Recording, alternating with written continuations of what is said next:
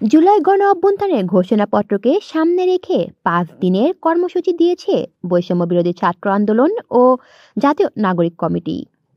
শনিবার দুপুরে রাজধানীর বাংলা মোটরে বৈষম্য বিরোধী ছাত্র আন্দোলনের কেন্দ্রীয় কার্যালয়ে যৌথ সংবাদ সম্মেলনে এই ঘোষণা দিয়েছে সংগঠনের আহ্বায়ক হাসানাত আব্দুল্লাহ।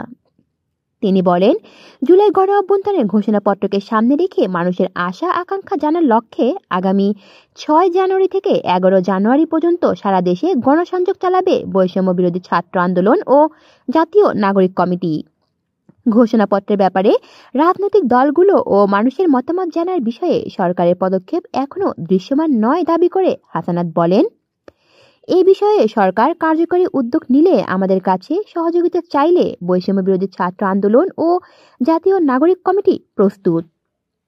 এ সময় জাতীয় নাগরিক কমিটির আহ্বায়ক নাসিরউদ্দিন পাটোয়ারি বলেন, ঘোষণাপত্র প্রণয়নে সরকারের কার্যক্রম এখনো দৃশ্যমান নয়। সরকার অবিলম্বে এ বিষয়ে পদক্ষেপ না নিলে কঠোর কর্মসূচি দেওয়া হবে।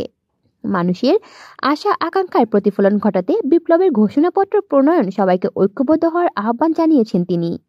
নাসিরউদ্দিন আরও বলেন, ঘোষণাপত্র প্রণয়নে সব রাজনৈতিক দলগুলোর ইতিবাচক সাড়া ও সহযোগিতা রয়েছে। দৃষ্টিভঙ্গিগত কিছু পার্থক্য থাকলেও সবার মতামতের ভিত্তিতে ঘোষণাপত্র প্রণয়নের কাজ চলছে। কলি শিকদার, বাংলা নিউজ নেটওয়ার্ক।